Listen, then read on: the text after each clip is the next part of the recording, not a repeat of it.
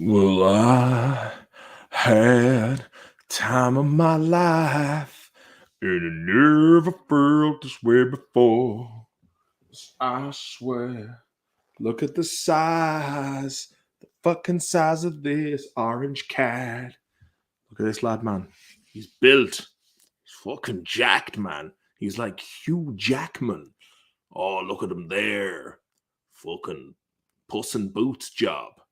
Disney Pixar, is it? Oh ho ho. Half Persian, half fucking Norwegian forest cat. All marmalade. Look, beard and cat. Hard to know where it begins and the other one ends. Fucking Ed Sheeran's cousin job. How we getting on? Any crack? JB Manda, John O'Sullivan. Are you well? Because you're looking well. Hey, thanks very much. JB got to the gym today to do a bit of the old doish, doish, doish, doish. Getting back into the. I want to get back rolling. Roisin Mack, the 22112. Mitch Shipton. How are you, Mitch? Cancerous attitude. D, do you have the heating on? I do, but I've stopped borrowing this off my daughter. Because all my I'm still yet to move the rest of my gear in, so none of my winter clobbers here. And I was like, I just might borrow that fleece off you. She borrowed that off her grandmother, so I'm wearing the mother-in-law's fleece in it. Ooh, you're odd. But fuck that, putting the heating on, man. The electricity bill. Yo, what to say here? Yo from Derry, Martin. Good to see you. How you doing, mate? Good to see you too. I met a soundskin from Derry there the other day. Michael from Derry. He's moving to Sweden. Be a bit of crack. Dr. David. Ed Sheeran sells Nintendo DS on the Lockray bypass. Bloody hell, man. He's doing some odd time. Odd time. Looking strong as ever, says Johnny Sullivan. Thanks very much, man. Oh, ho, ho, ho, ho, ho, ho. Actually, I'm not the Corminator from California. Can't flex me pecs the way he can. PM Cam 6. What's happening, man? How we getting on? Any crack? Any old crack, me old Corncrake? Corncrake's going into hibernation now over the winter, hey. Calling in from old Dubrovnik, hey. Dubrovnik, is it? Fuck me, CGH93. You're on the ball, boy. You're on the ball. Today I'm gonna open up. You see the little ducky in here in the corner, the duck. For some reason, this is. I suppose this is how I see it. Actually, it's like doing the weather. You got to go like this if you want to. So I'm instinctively wanting to point there, but the duck. That means I haven't paid the 50 quid a month. It's a bit excessive. I'm already paying shit for Adobe Photoshop. Don't use it. Paying Epidemic Sound. Good news is, if you like the Hardy book, I will be putting in the Hardy Books playlist that accompanies it's on the channel. I could put a link up, probably should do. If you haven't heard it yet, you've got about, I think at the moment, probably about 4 hours of solid entertainment. If I do say so myself, it's right up my street because I wrote it and then forgot about it and was surprised by the stuff I wrote. And I was like, wow, this is the kind of comedy's right up my street. Of course it is. It came out of my own brain. I hope you actually like it too. The Hardy book. Psst, psst, psst. What's wrong with you, lad? What's wrong with you? Huh? Some crack when the dog comes and they meet each other. It'll be happening soon. When they're allowed out. Come here to me. Come here. Go on, lad. Fucking size of him, man. Fucking size of him. He's jacked. He's been on the creatine. I'm gonna put a link. So if anyone wants to come on and just shoot shit with your main man, by all means. How you doing, T from Offaly? Fucking boys from Offaly. Anyone can hop in, man. I'm not an exclusive prick. Pure sound. Raged on the fucking cobbles, man. Oh, country lane job. How are you fucking Tom Sweeney, man? What are peds? They're not nonsense, are they? Physical education dramas. Any crack, Tommy Sweeney? What's the fucking gander with you? 29 people. Strong. It's strong opener. Strong. I don't have the production value or the fucking big followers of certain other streamers we know. I don't have the bells and whistles. When you tip a few bob, a little jingle comes up. You know what I mean? I don't have the hardware. I don't have the mental capacity to weave these things together. Italy won, England nil. Oh yes, says the dude 2112. Patrick Clark. you ever visit Belfast? You're an old man. Your NI accent always kills me. Hey, I was hanging out with a lad from Belfast, a friend of mine, Joe. Fucking sound skin, hey. But I'm always doing I'm always doing an impression of Rod, hey. Fucking Rod, bloody call him. All right, Marty boy, any crack?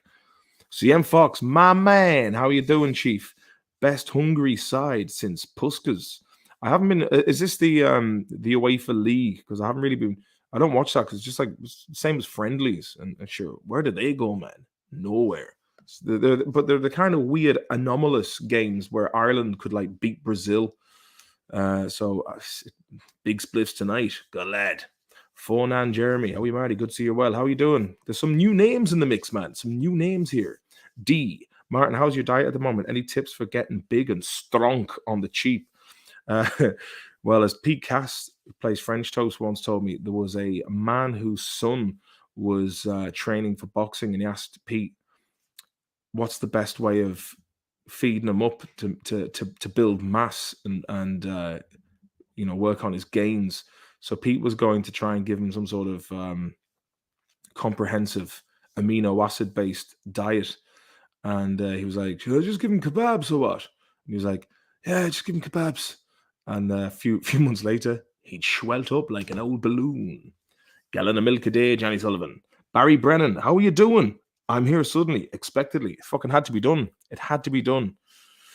James Masterson, well, Martin, do you know Ballycroy in Mayo by any chance? Ballycroy out in Achill.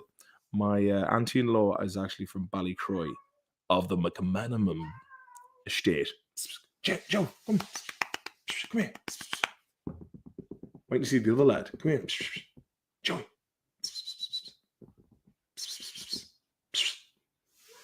Fucking suit yourself.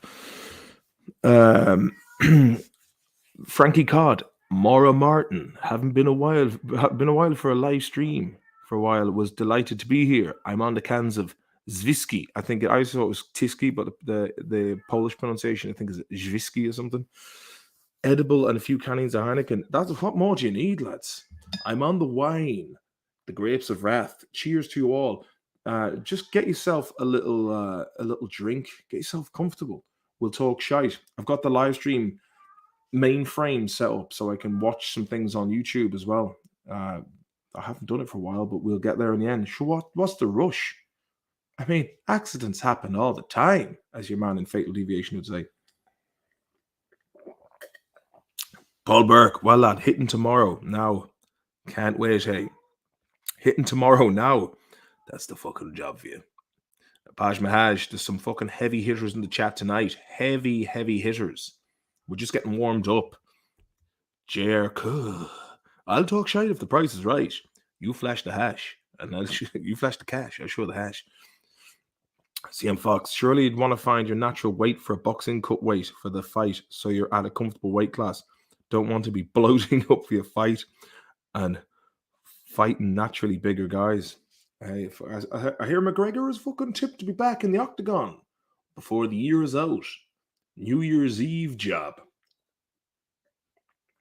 I was actually watching some interesting early UFC stuff with Don Fry versus Tank Abbott. Strong men. Your man Don Fry, he looks like a cross between Lexus and Burt Reynolds. Do you know what I mean? He's just an absolute beast. And that fight he had against Yoshihiro, can't fucking pronounce the second name, but they're just standing in the ring, just going bah, bah, bah, bah, clocking each other in the face, man. Paddy Pimblett job. I did Peter Mack, how are you getting on? I was just thinking about you. I was thinking about throwing in the invite. The invite is there, PG. Fucking hop in, lad. Hop in. You're all welcome to hop in for the chat. Yeah, Paddy Pimblett. I did a podcast with him, and I meant to put it up, but it was after me doing a lot of Christmas shopping, and my head was fucking wrecked. And I was just a lot of it was just me asking him, did he hang out in different parts of Liverpool? But I should do it again. But I anticipate that he's very busy at the moment. He's a big man on the international stage. Don Fry has an excellent mustache, says JR. Cool. He does, man. I was looking at it. It's even bigger these days. It's like a speed bump under his nose. Shawneen, I was wondering where you are, mate. What's the story, morning glory? What do you know? What do you see? Lads, squished off, squished off. So I spent today writing the latest installment of the Hardy book, and it's going to be a very tasty one. Pimblett was just on Mike Tyson's podcast. That's unconscionable. Johnny O'Sullivan, that'd get serious views, Martin. Owl Paddy is the talk of the town, hey. Yeah, I mean, there was a couple of things he said, and I was like, better not put it up. Don't want to get the lead in bother with the fucking crazy blue-haired gang, especially with him on the way to the UFC. But nice lad, man. Good. His favorite corn snacks are also pickled onion monster munch. So fair play to you, Paddy, mate. One Scrabble game with myocarditis. Lord Skidmarks, mate. How you doing? One Scrabble game with myocarditis. I'll tell you one thing, mate. That was a word no one knew a few years ago. Dr. David, who'd blow the beans first in a competitive 69? Andrew Tate or Stephen French? Whew. How long would that take for two straight males to first of all get an erection and then be able to blow the beans? It's a very it's an intriguing one, David. Hop into the podcast, man. You know what I mean? This is fucking. Am I going to be left here just holding me fucking dick in my hands with that logo of the duck, the logo of the duck there? Yeah, that's up there because I opened the floor for people to come in, but no one came in. Love the book so far, man. Rally boys, don't stop. Thanks very much, PM Cam 6. I aim to please. Shawneen says, I'm fighting Twitter cunts, otherwise been here sooner. You know what? Like, I just was giving out to Liz Cheney, Dick Cheney's daughter. She was going on about fucking Rupert Murdoch and Putin. And I was like, hang on a minute now. You're in no fucking position to be morally grandstanding, Lizzie baby. You know, your fucking dad did very well out of Halliburton and out of Blackwater mercenaries. Also, what about the $2 trillion missing dollars the day before 9/11? Don't know. Rumsfeld's taken that to the grave. But let's not go down that. But let's just say she's in no fucking position. And I would probably trust Gary Glitter around kids than I would her anywhere near the halls of power. Get to fuck. Dirty bastards, a lot of them. What's my favorite rock album of all time? Asks Paj Mahaj. That is probably the best of the Beatles. I don't know. That's a good question. That is a fucking good question. I mean, in terms of probably, I mean, I'd say Appetite for Destruction. I mean, How the West was won by Led Zeppelin. I'm just going on albums that I've listened to until the old laser on the CD burned through the fucking veneer on the back. How the West was won by Led Zeppelin was a big one I listened to a lot.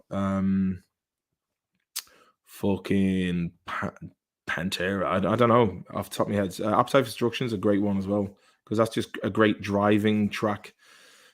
Baby Cheney wants High Road. Shawneen says Baby Cheney wants to high road the world. JFC. The dude 2112. Have you ever been to Inishmore, sir? Was there with my mates last summer. Serious spot. Inishmore, is that the one in Donegal or Galway? So many little Inishes off the coast of the west. Martin, Frankie Codd, Martin. Who would win in a fight at Danny Dyer versus Paddy the Baddy? I'd say if Danny got a little, we got a little fight camp going, he'd still lose, but he'd be like on a couple of dirty twicks from around Canning Town, and he's still landing off, little cobbles down by the docks on the Hammers. John O'Sullivan, the world is run by dodgy cunts, and that's something you and me always agreed on, Johnny O'Sullivan. Blee, how you doing? Can you give us a yup Longford? Much love, Simon. Yup Longford. Tell Mary from the tuck shop in Longford bus station I was asking for. Galway, the big island off the coast. No, I haven't been there, but one day, who knows? Fucking stuck in Sweden, aren't I? Cunts. Dr. David, the greatest rock album of all time is Anything by Reef. Put your hands on Reef, man. I mean, where do you pull it from, David? Your cerebral cortex is just popping like the popcorn at the beginning of Wes Craven's Scream featuring Drew Barrymore. Paj Mahaj, Appetite for Destruction is full of bangers. It's so easy, easy. That's my favorite album. It's a brilliant album. I heard that when I was 6, and it was all downhill from there. Phil Mitchell offering me cans of Stella for a fiver and half a boofal. What the hell's a boofal? Phil Mitchell, cans of Stella. Oh yeah, okay. A fiver and half a pack of Marlboros. Best moment of my life. Did he? I'd say he did. I was actually looking at Phil Mitchell recently at some of his nightclub appearances, and they looked like fucking great crack. Rat were the height of musical perfection. No one rats for free. Round and round. If anyone, I don't know if you've seen the Metal Evolution series. It was done by the guy who did I think it was the Headbangers Ball. It came out 10 years ago, but it's got a great one on LA glam metal, which is pretty good. Check it out. It's good stuff. Live and Dangerous by Thin Lizzy. Wookie Boss, very good, mate, very good. Alice in Chains there, if you fancy a jar of flies. What about the best of Alice in Chains? Rocket Queen, great tune, man. Lovely tune. Apparently it was Steven Adler's girlfriend at the time who was getting shagged by Axl. And he was such a narcissistic fucker that he decided to record it and stuck it in the mix and also put it on the track. Paj Mahaj was listening to System of a Down Toxicity lately. Such a masterpiece. It is a masterpiece. You just keep. I mean, these are all tunes that I would have also been reared on. Bad Motorfinger by Soundgarden, another great one. Killing or the Rage Against the Machine first album was fantastic as well. Dr. Feelgood, Girls, Girls, Girls by Motley Crue, another great one. LA Glam Metal needs a reboot, needs lads with 2 foot pumped up hair. Absolutely, Sean. There's something. I wouldn't have. I don't think I would have gotten into glam rock if it wasn't for me being in Sweden at 20, because over here, like the rock and roll scene is very vibrant, and it was always full of like absolutely gorgeous women wearing scantily clad like rock and roll stuff, like the kind of women you see as backing dancers for Guns N' Roses. And there was something vibrant and fun about like the likes of Van Halen's Hot for Teacher. Unchained, nothing stays the same, unchained, and you hit the ground running. Great tune. Listen to that in Mexico as I was being sunburned, and I was like, I get what Van Halen is about. It's palm tree rock because it was born in Los Angeles. It's got that nice California feel to it. They're known as Rage on behalf of the machine these days. WB 1990 says. Thoughts on MK Ultra? Yes, it is a thing. It has been. Even Adam Curtis did a documentary about it called "On the Desperate Edge of Now." That it was a declassified fucking operation that the CIA were doing, Manchurian Candidate kind of stuff. And I think they've probably taken. Apparently, they had it from. They were inspired by the captured American soldiers during the Korean War. But I'd say there's a lot of MK Ultra in celebrities and marketing, and definitely global trends, is in easily led people paving the way for revolutions and movements that don't necessarily benefit them, but they're ideologically subverted into believing they are. Dr. David, Motley Crue tickets have become increasingly expensive since they have to spend more and more on the equipment that thaws Mick Mars before live shows. They need to just keep him souvlaid and warmed up to a good 38 degrees before he comes out. I think the ozone layer has recovered enough, Sean says. That's in relation to the amount of hairspray that was being boshed around during the 80s.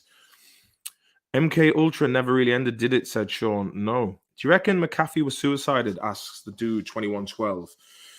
I mean, when he was on my podcast, he did mention that there was some bad bastards who were coming out for him.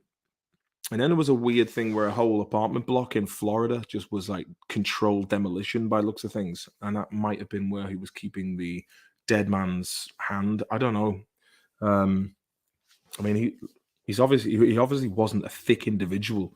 Do you know what I mean? He seemed to. I mean, he made I mean, he made like billions at one stage, and yeah, he was a fucking header. Like, do you know what I mean? But I don't know. Jacob's Ladder is the best film by MK Ultra. Do you know what? I've never seen Jacob's Ladder, but that is one that I might actually watch. Obviously, I'll be streaming it for free on the interwebs. Yeah, isn't that where they gave people like LSD and Tim Robbins was in it as Jacob Singer, Elizabeth Pena, Bruce Joel Rubin. Jesus, Danny Aiello looks a bit fucking rough these days. He's like Fonzie if he'd melted. Why is Macaulay Culkin uncredited in Jacob's Ladder? I must check out the synopsis of that just for any of you who aren't privy to Jacob's Ladder. Mourning his dead child, a haunted Vietnam War veteran attempts to uncover his past while suffering from a severe case of dissociation.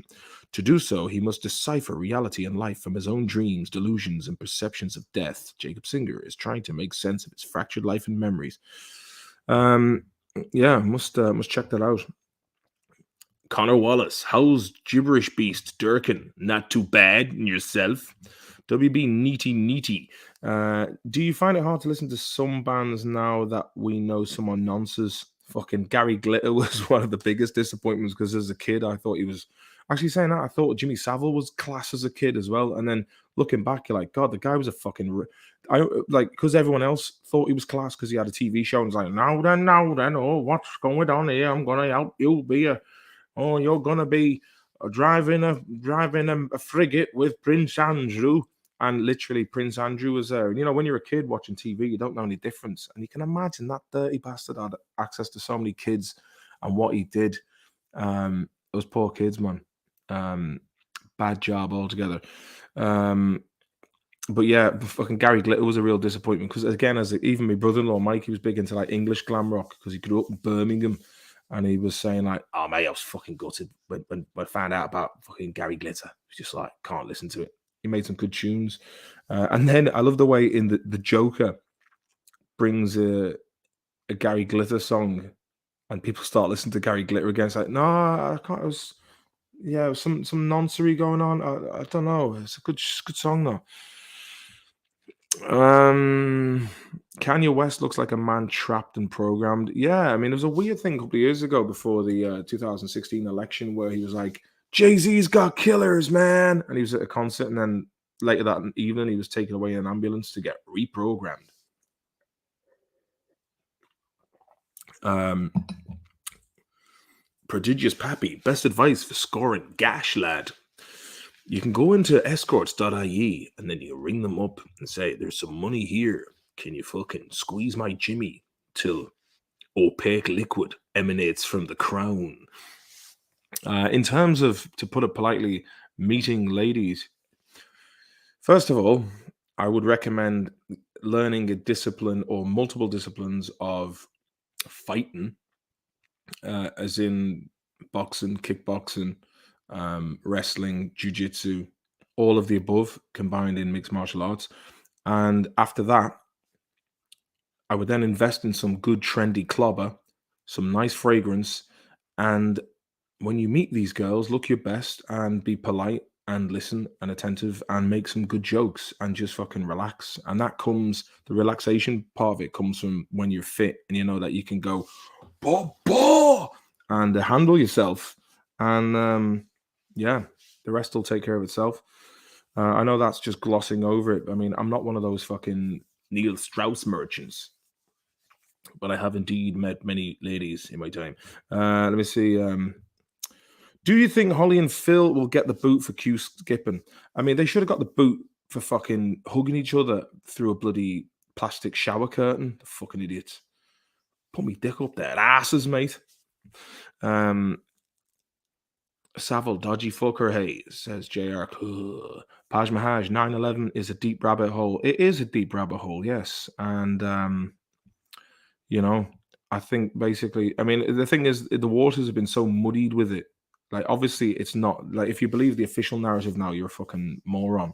At the time when I was 18 and I was reared on nothing but TV, before the internet, before I had any interest, I did believe the official narrative. And there's a lot of people out there who still believe. I mean, the amount of things the media has lied about, and yet they still watch the news. Anytime I watch the news, I'm watching it to be like, well, what aren't they saying? Or you read between the lines. Bastard Sprinkler 3000, good to see you, lad. Prince Andrew sweats like Fred West on time team. Oh, fucking hell, man. Oh, that's brilliant. How's it hanging, Martin? Glad. Patrick Clark, would you or any of the books consider doing an Impractical Jokers style show demo? Just the idea of Salmon leading a focus group or Buzz being an unsolicited doorman outside a nightclub. You mean something like a hidden camera kind of thing? I mean, choose if you just went to RT and like, hey, we've got an idea for a hidden camera. They'd be like, please take the taxpayers' money. I did a stint on a thing called the Fear that Peter Foot, the director of Young Offenders and Republic of Telly, did, and I have to say I didn't really like the idea of luring people into when I was doing it, I was kind of making me look like the mad fucker, and they were the ones who were you know, reacting to how mad I was. Prodigious Pappy, Salman, cheers. You're very welcome. Larry Anthony, I'm not saying it was aliens, but it was aliens. I like your Ancient Aliens thumbnail. Ian Watkins from Lost Prophets was dodgy too. Yeah, he was like the depths of depravity. He met some girl who was going to offer up her infant baby for sexual purposes. So he belongs in fucking behind bars the rest of his life. Getting bummed by smegma crazies. Matthew Lynch, could you say hello to me? I'm from Mayo, Ballycroy. How are you, Matthew Lynch from Ballycroy? Any crack with you? Fucking clip this bit out and show your mates that the main man said. How are you, fucking Matthew Lynch from Ballycroy? Han Mayo, Han the straw man. Oh ho ho ho ho ho. Oh ho ho ho ho. Fawn and Jeremy.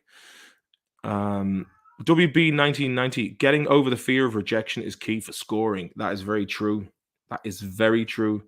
And the other thing as well, I mean, there's no mystery in talking to women. I mean, it's like, I have been through the, she's too beautiful to approach. And you've just got to talk to, I mean, you got to talk to women the same way, despite how beautiful and how intimidating that might be. I mean, there's a lot of women who are very beautiful but very insecure at the same time. You've just got to basically have a normal chat, the kind of way if you're going into like a supermarket and you're chatting to the woman who works behind the counter, just chat, man, and listen, reciprocate, and slow it down. And as Conor McGregor would have said to Mikey Conlan, the boxer, once in the ring, well, keep it flowy, yeah, keep it flowy. Fornan Jeremy, you and Owen Shee discussing lashing Savile skeleton around on the Hardy Books podcast a couple of years back is one of the funniest things I've listened to. Yeah, I think that just the idea of like encasing his head in a big like transparent rubber ball, like his skull, and just like, that Atherstone Super Smash that I did, that video where everyone's throwing a big ball around the town. Instead of that ball, just have like the skull of Savile and boot it around the place, and make it out of the same kind of bouncy material that you would bouncy balls. You can encase it within the resin and then just fucking have at it, man. Do you know what I mean? You could roll it downstairs and just watch how high it bounces. It'd be fucking brilliant crack. Where did you get your top? Got that off the fucking internet, man. Off the fucking internet. Didn't cost too much. It was called stayhard.se. Frankie Cod asks, Martin, I have a Polish friend who's a sound technician. Oh, I thought he's a sound technician. He's a sound technician, and I've a check 1-2. I said a check 1-2. Oh, you got me twice there, Frankie boy. Fair folks. CM Fox, the best advice to get the regular is don't get married or settle down long term. They soon change, I tell you. Oh ho ho, know well the crack myself, Mr. Fox. Only too fucking well. JR Cool, get Ryan Tubber Quack of RT to get some god shite on. Some good shite on? Oh yeah, I mean, I love the way RTE, the budget is so bad that they resort to basically clipping together past TV shows from the olden days. Wait and see this midnight shadow. Hey, look at this lad. He looks like a gorilla. Wow, gorillas in the mist, man. He's a lovely big fella. Hey, how you doing, Joey, baby? He's a fucking beautiful, beautiful lad. He's got eyes like he's got half moon eyes, a bit like the milkshake from Aqua Teen Hunger Force. That kind of like Mexican moon eyes. I noticed when I was down in Mexico that the moon is actually is a semicircle, but hot, but sideways. Fucking did me nutting a bit, you know what I mean? Did me nutting. Oh, fucking Sapato more than a dollar. I believe in UFOs. Missy, how you doing? Um, maybe don't call them that. Might help. It's a good point. Dr. David, hidden camera is generally lazy shite, which hinges on embarrassing people. Saves you having to write something original. This is also fairly true. Matthew Lynch, cheers, man. No bother, Horace. No bother. Raymond McHugh, hi Martin. What's your connection to Liverpool, and where would you get sloshed when in town? Bring back the books. My connection to Liverpool. Well, I was born in Merseyside, across the Mersey in the Whittle, but you can see Liverpool from where I was if you go down to the water. So my family basically, I think it was my uncle Martin moved over there in the late 60s, and my mum and dad moved over they all moved up from Mayo, and my parents went down to fucking Cricklewood, the Rose and Crown, and they did, work, Irish work, fucking building sites, digging tunnels, working and cleaning houses and that crack. And then they moved up to my uncle and my auntie, then moved over from Ireland. So we had a big Irish community that lived over in Wallasey. And then I moved back to Ireland in 96 at the age of 13. My present was a card with £20 in it with a Daniel O'Connell purple, lovely, creamy cash, and a new school bag, because the one I had in England as a 12-year-old had pictures of spliffs and general fucking naughty things on it. So I think my mother did the right thing by pulling me out of that school, because I probably would have ended up on the Billy Whiz. Missy, we are just people who are penile deficient. Yes, it's the same. It's the same crap. Like I said, just talk to people and just have a relaxed chat. See where it goes. Where'd you get your top? Fucking which one? This one or elaborate. This one I borrowed off the daughter who borrowed it off her grandmother. So I'm wearing a granny's fucking top, and this low cut ensemble. Just got it off the internet, man. Paj Mahaj, she lifts up the floorboards looking for pipes, says John Paul Duffy. Paj Mahaj, do you think there's a such thing as the 13 families of the Illuminati who control the world? It is plausible, because if you think about it, imagine like back in the Roman times or the Egyptians or Mesopotamia, if you had a family that had a huge amount of wealth accumulated over a certain period of time, they'll want to keep the wealth within the family. So, I'm sure there was like other people who came from, lesser esteemed nobility. But it's like, I mean, look at Nat Rothschild. He's married to Nikki Hilton. You know what I mean? It's like, that's just one example of like, or royal families. They're marrying for diplomatic reasons, and yeah, I mean, it stands to reason that if you've accumulated massive wealth like the Medici's or merchants during the Roman Empire, whatnot, you would, you definitely keep the money in the family unless you pissed it away, and a lot of people do. But I'd say there's definitely, I mean, we probably have relatives far out that are, some sort of royalty. Let me see. Good question, Paj Mahaj. Good question. Hello, Missy. How you doing? Roshi Mac, how are you getting on? Yeah, if you've got the chat and the crack, that's key. Oh, fucking, you got that one right, Roshi. Paul Burke, Kerry for Samhay. Yeah, probably. And you know what? It'd be good. I never thought I'd hear myself say it, but yeah, they haven't won it for a while. Good to see someone else win it other than Dublin. Best bars in Galway. I was asked to do 2112. Best bars in Galway. I was there last year, but missed out because I wasn't vaxxed. I couldn't get into anywhere except a spot called Darcy's on the corner of Square. God, I mean, when you think back to it, it wasn't an awful lot of fucking shite to take something that has very, very fucking negligible results. I'm not going to go on a lot, but the fact that people were coerced into that is just a fucking. I mean, people will look back on this with great anger at people who fucking sold them out to take this weird shit. That I mean, there's a lot of myocarditis, as we said earlier on, and whatnot. But let's just keep the mood light, yeah. Roshi Max said, if you've got shite pattern, looks are irrelevant. That is very true. I've seen some handsome lads who just can't talk. They're just like fucking Ken dolls that have come out of straight out the box. Where I've seen lads who were rotund with and follically challenged and, you know, fucking fetal small face syndrome, whatever, who know how to chat. Good chat gets people excited, and if you can make people laugh, they feel good in your company because the crack is good, and you put people at ease. Putting people at ease is key.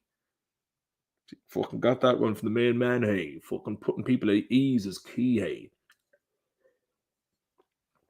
sloucher. Holy shit, you've gone posh sipping on white wine. Got that one right, baby boy. When's the next episode of the Hardy Book, Martin? Hey, need my fix. I have been writing today, and I wrote something very, very, very juicy, and there's going to be plenty of laughs coming through. So I'm maybe after this live stream, I'm going to try and get the bones of the audio book put on to Logic and see, and then I'll see how much I can get done this evening, and if not, it will be done hopefully by the end of the weekend. I have a gig tomorrow night playing in fucking town. It came in, so that'll be nice to play music and get free drink and have the crack. I'll enjoy that.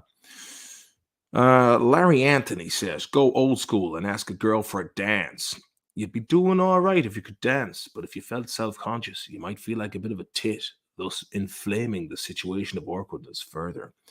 JRC who on the days of drinking flaming sambuca on a Wednesday morning. Got that one right. 91 Vans, why do ads not have nothing but B people? I wonder what the B stands for.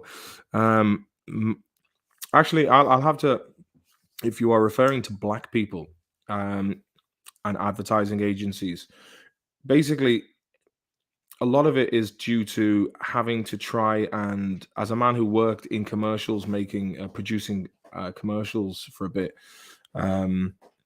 you have, I mean, it's basically, you're trying to basically appeal to every demographic. And especially if you have like a mixed race couple, you've basically got two birds with one stone there pretty quickly. It's just, I mean, I was talking to a lad who I was a producer of, and the thing was about an alarm for nappies or diapers, as they say in the States, over here in Sweden. And they made the commercial, and it was just two dads walking along with kids. And then there was a whole fucking backlash of people going, this is against gay guys because they can't have kids. And they were like, well, maybe one of them was a gay guy who had, and then it's just like, it's a fucking advert, man. The problem is you have people with nothing better to do than complain about fucking shit. And then all it takes is about maximum 50 people to lodge a complaint and people shit the bed.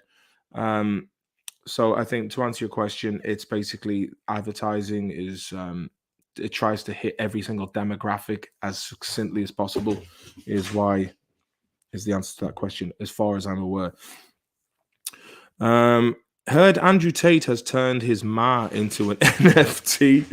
Can you say hi to my mate Mike Oxmells Tar? No worries, JD. Mike Oxmells, how you doing, mate? You're all right.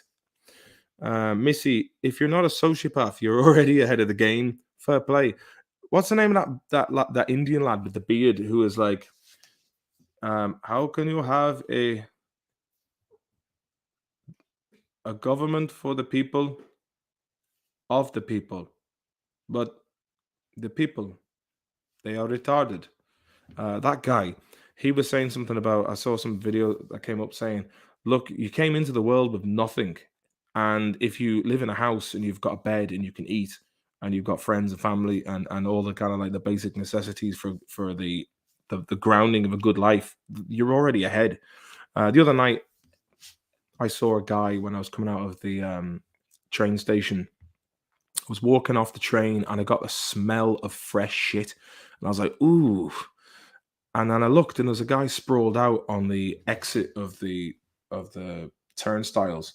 And the poor fucker was like lying there 1 o'clock in the morning using a paper bag for a pillow, and he pissed himself and shat himself, and the shit had kind of leaked through his pants and stained his t-shirt, white t-shirt, yellow. And I thought to myself I was like, what could I have done? I mean, I got really eaten up about it because I was like, if that was something from the Bible, that guy could have been, the test that I'd failed. And I kind of then later on when I got into my bed and I was like, oh, it's a bit nippy, and then I was getting comfortable. I was thinking about that poor fella, and I was like, yeah, how did it go so wrong for him that he was like lying in soiled pants, and like I like imagine, yeah, I took him back to the house. Yeah, I'll give you some pants, throw the shit pants in the bin. Um, who knows what kind of mad shit would have ensued. He might have been really happy, and I would like, but then you might have woke up and he's fucking on top of you in the middle of the night. Who knows, I just hope he was all right in the end. Dr. David, the actor who played Thomas the Tank Engine and Boys of the Black Stuff, Michael Vangelis, cheated on Gail from Coronation Street. She got piped by Richard Hillman. That's actually, weren't they together in real life? Michael Angelis. I like the way you said Vangelis, as in John and Vangelis, themes of Blade Runner and Missing, and 1492, Conquest of Paradise, directed by Ridley Scott. Good film. Recommend it. Do you know what? I've never actually seen Blade Runner from start to finish. I remember seeing it when I was about 9, the night before we were going on holiday to Ireland. And I remember seeing Rutger Hauer kissing the guy who created him on the lips, and it was like this long string of spit, and then he crushed his head. And I remember it was one of those things that you see, and then like the next day you're still thinking about it, going, "Ooh, that." And I remember when I was in Ballyfermot College and I was taking the bus the next day, I was thinking about Casino came on the night before, and it was that scene where Joe Pesci and James Woods are brought out to the cornfield and they're battered and buried alive. And I remember seeing the guy going, trying to breathe. And I was just like, the next day I was going, oh God. That was some fucking heavy doings, man. That's why the Queen was married to her cousin, says Frankie Card. Paj Mahaj, do you think the second half of the 20th century was a cultural renaissance? And if so, do you think it's dead now? Very good questions, Paj Mahaj. I must say, there's some great solid questions coming in. I think what happened was the Germans had been vanquished, and their whole society and way of life was therefore forfeit. And America was in the position where they hadn't had their lands invaded the way European countries had, Southeastern Asian countries, and Russia. So America probably was owed money for the amount. I mean, America kept the Soviets going during the war with food and steel and weaponry, howitzers, and that kind of thing. And America, basically, in terms of geostrategic positioning, couldn't be attacked, still can't be attacked. If the only way you're going to get into it, there's two. I'm going off on a tangent here, and I'll get back to that original point. But there's two ways that America can be successfully invaded, and that is a land invasion from Canada or from Mexico. And with satellite technology, anyone who kind of tries to get across will be seen and then thwarted. But the other one is if there's a civil war, which it looks very close to being that way, one side gets help from China, Russia, or whoever the fuck else. That's the only situation. So America strategically sat in a place where they were untouchable. They had an amazingly powerful army, and then after that, then they became the top dog.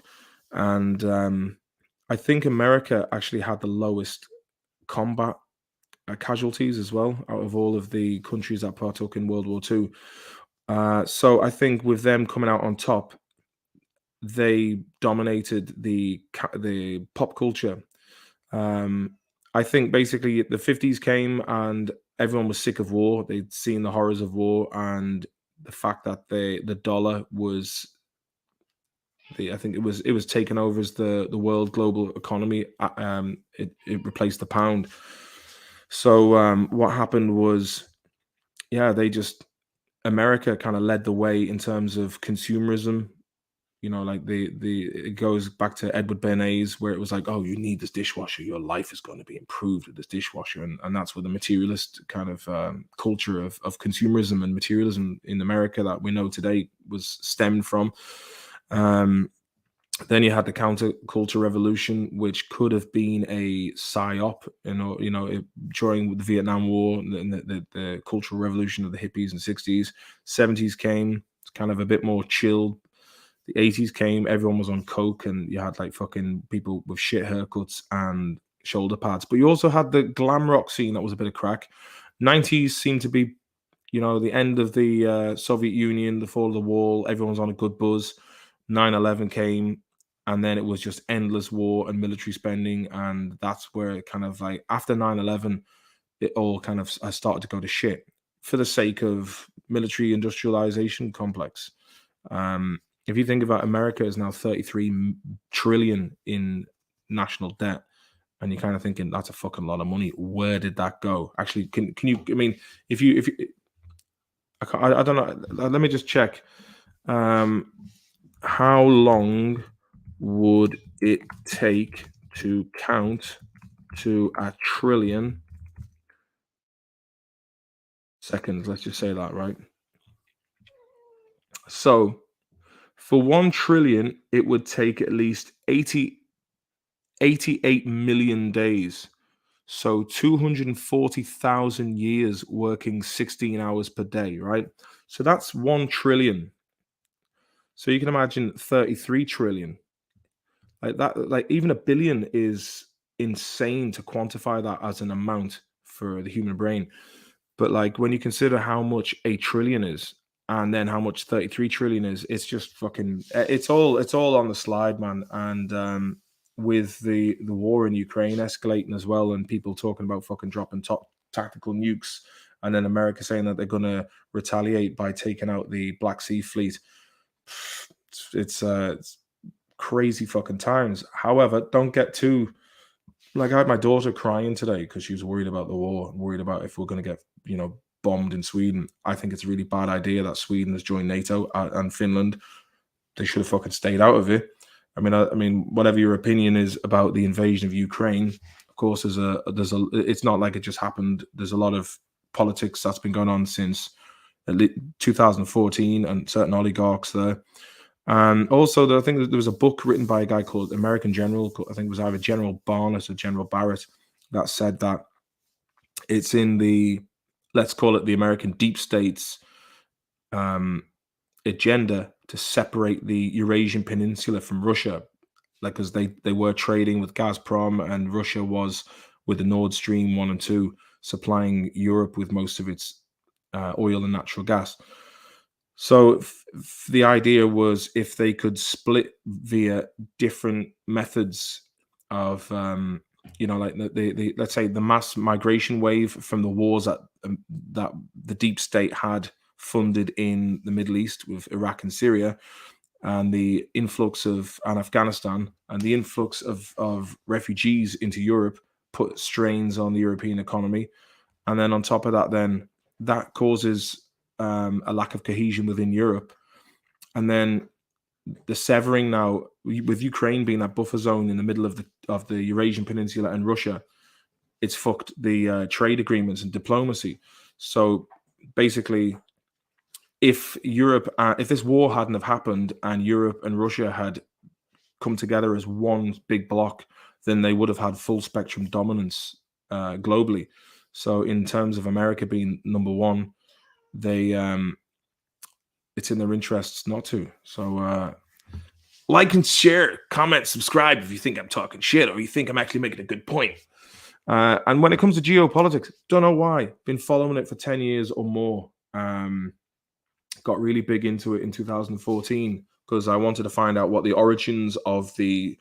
I was watching Operation Shield's Edge when Israel were bombing Palestine, and I was just like, well, what the fuck was this all about? Went down a lot of rabbit holes, and then got into kind of following channels that cover geopolitical issues, and I find it really interesting. It's a lot of people are kind of just on a local level, where for me, I look at the world in macro politics instead of more localized stuff and watching Keeping Up with the Kardashians and The Only Way is Essex. Don't watch that shit. You know what I mean? So that was a good question. Thank you, Paj Mahaj, for leading on to that interesting tangent. Matthew DiMaggio, big Bucks fan from the US. Love a good Hardy Bucks sexual innuendo. Where's Doing a Good Deed with the Bad Leg from? I laugh every time I hear that. Never heard that one. Not on the old Urban Dictionary. Doing the Good Deed with the Bad Leg. I can French Toast brother Danny, who played Eric Mortimer, the guy who was doing the concrete pour during the hash, or the interview with Stateside, being like, I am aware of that. Do you not think I didn't know that? So Danny Cass, he was the one who said, doing a good deed with the bad leg, man. Missy had to Google shite patter, Scottish for chat or banter. Stephen Grant, yes, good to see you, buddy. Waterford, how are you, Stevie? Good to see you, man. Like and subscribe. Good luck with the gig, man, says Bastard Sprinkler 3000. Okay, so that's 12:36 a.m. I'm now 51, so there's probably a lot of comments to read now, which is good because it keeps it going, you see. The Dude 2112, them recent ones you did with you pretending to be on a podcast. What was the name of the actual podcast you were talking over? Which one? What's this? Can you answer? Be a bit more clear about that, brother man. I'll see it in about 10 minutes. Box ticking, says Stephen Grant. Terry Hesticles, what do you think's the best movie you've seen lately? Do you know what? I enjoyed watching Prey a few weeks ago. Or maybe a couple of months ago now. I sat down on a Friday night and I thought, you know what? I'm gonna fucking treat myself to watching a film, and I did, and I quite enjoyed it. It was a bit kind of like there was a bit too much cannon fodder in it, and yeah, I mean anything that comes out of Disney anymore, it's fucking it's just don't bother with it. Shady Ganley, formerly Jaquarius, good to see you, son. The gods are with me. I caught the video while it's still alive. Oh man, and it's still rolling. If you're still with us, Shady baby, give us some thumbs up and some Mondo love in the chat zone. CM Fox, advertising is bollocks, as Alan Partridge said. Who smiles holding a Black and Decker for God's sake? Who smiles holding a Black and Decker for God's sake? That's a very good point. Chris K, what's the odds the Kennedys are watching? Which Kennedys are we talking? Is in the fucking Brian Kennedy. But I was actually watching that episode with my kids yesterday. I thought, right, I'll show you what your dad does. And we watched the Oxygen episode, man. And it is what I think that is probably my favorite episode out of all of the Hardy Bucks TV shows. I mean, I had all the best ingredients. And like my kids were having such a laugh when they seen Eugene Greeny, who was playing Terry Durkin. She was like, "What?" Even the kids were like, "Which one's? He looks exactly like you." And I was like, "Yeah, that's why we put him in it." And he's a sound, funny bastard. Anyone can be helped. Some people can't help. Anyone can be helped. Some people can't help. It's a very poignant point there, Missy. Good job. Gordon, 745. Mate, get Blade Runner. Watched change your life. Yeah, I'm going to have to actually. I mean, it's Ridley Scott at the end of the day, and it's like lads flying around in flying cars. Still don't have them yet. Stephen Grant, someone asked me about a good film. Check it out, Dead Man's Shoes. I saw that about 10 years ago with Paddy Constantine, Shea Meadows' film. At the end, I was like, why is he being such a fucking dick to these like random small town lads? And then I saw it. Actually, me and Chris Tordoff had a meeting with Warp X in Sheffield, the guys that produce all those films, and they really loved Hardy Bucks, and wouldn't mind maybe getting in touch with those lads again, seeing what kind of fucking shit comes out my brain box. Probably knock something out. because I'm fucking done with RTE. Prodigious Pappy. Jesus, Pesci delivering that line. He's still breathing. It's bone chilling, man. Yeah, it was like, come on, he's still breathing. Stephen knows the crack, says the dude 2112. Wookie Boss. They Live is a cracking film. I actually watched that a few weeks ago. Owen Colgan sent it to me, and I was like, fucking John Carpenter knows a lot. There's something weird going on down in Antarctica. I'm convinced of it. Even John Podesta asked questions about it. And another thing you should check out is Operation High Jump with Admiral Byrd. Some mad shit down. Apparently, the Americans and the Germans are fighting down there. Apparently, aliens live down there. I mean, I wouldn't be fucking one bit surprised, man. Isaac Whelan, how you doing, Papa? Long time no see is right. CM, the atom bomb and the dollar becoming the atom bomb had a lot to do with it as well. The atom bomb and the dollar becoming the world's reserve currency was enough to become the ruler of the world. Europe had a choice: become a vassal of the Soviet Union or a vassal of the USA. Vassal of the USA, thanks very much.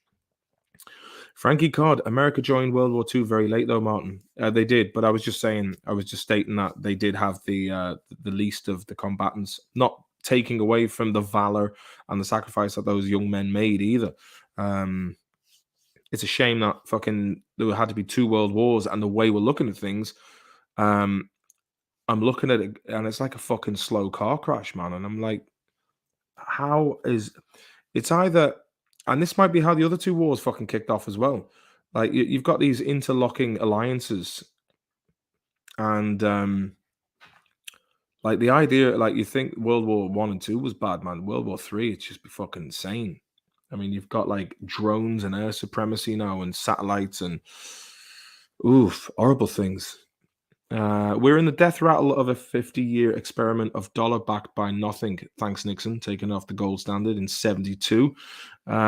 Since they took it off the gold standard, it's coming to an end, and the important thing is what comes next. What is it? Fucking what's the name of it again? The CBCDs. Was it Central? Fuck, man, I know this. It's like CBD. Good strain. CBD Central. Fuck it. Someone put it in the thing. Missy, kids need a trip to Universal Studios Hollywood. Not a bad place to be. Do you think Putin is part of the global cabal? Good question, WB 1990. He was part of the World Economic Forum, and this is something that I wouldn't rule out. He's could be all fucking theater, man. You know, the herd needs thinning out, and no better way to do that by as Klaus Schwab wrote in the Great Reset book, limited wars, man-made famine and other events. Stephen Grant, the debt was lent with no intention of ever being paid back. The pyramid scheme continues. All will be wiped with the transition to digital currencies. The Great Reset. Yeah, there we go. It'll be the ultimate. Oh, well, look, we'll wipe all the debt and all is forgiven if we can fucking. The only way out of that is bartering or doing services for each other. We need to get out of these fucking technocratic pricks. I saw a video today on Twitter about two guys who tested positive a PCR test. They looked like Western guys just being fucking dragged across the floor by a load of like Chinese lads in aprons and masks. And I was just like, what fucking mad cunts. That's where the bloody thing came from. It all falls back to Brexit, says Prodigious Pappy. JK lol. Missy, the musicians on the Titanic had the right idea. Just keep on playing till you drown. Lobsters on the Titanic had a touch. I bet they did, Mitch. Frankie Cod. Fun fact: 9/10, a day before 9/11, the American government announced they couldn't account for the 2.3 trillion, the building that they were trying to figure out what had happened. Yeah. Frankie Cod got bombed. Yeah. Wasn't that the one in the Pentagon as well?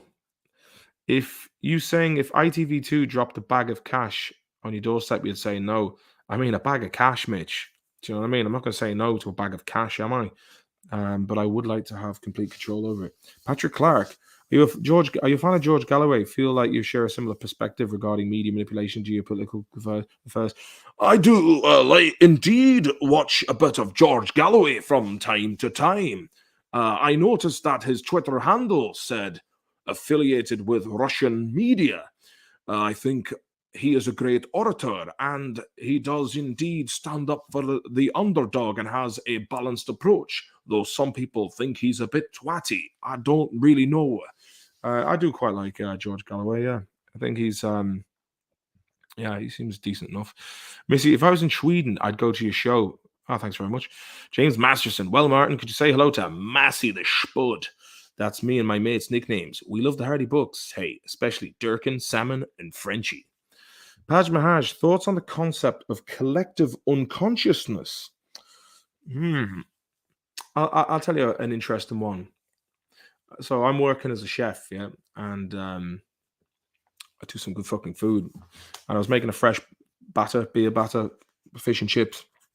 And there was one fella in particular who I was like, he goes into restaurants. He's even gone to Michelin star restaurants and go, I'm not eating that. Take that back. So I was making this fish and chips. And as I was making it, I was thinking about this particular person who I haven't met in about 3.5 years. And next thing, Mo comes in and says, oh, that's for not going to drop his name. And I was like, what the fucking odds of that happening?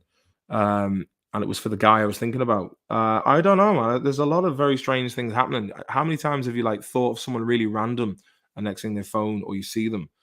Um, is it synchronicity or is it something else going on?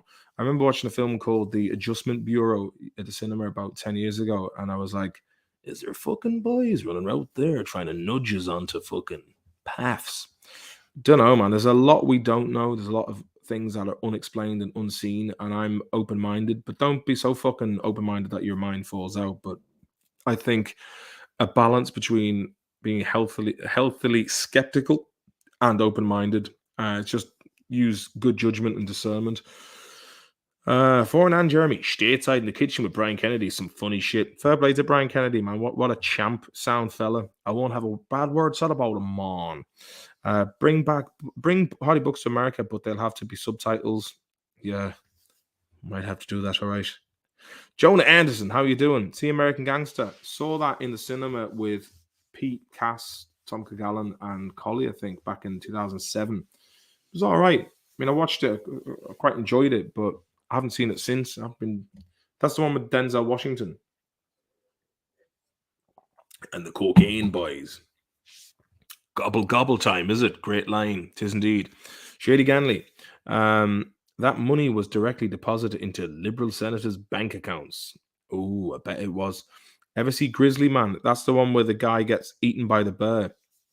I didn't watch it for that reason because you can hear him apparently being eaten in the background. I remember hearing about that in 2006 with Justin Masler's ex-girlfriend, Michelle Fleury, a hot stripper come actress who is still together with Frankie Valli from the Four Seasons.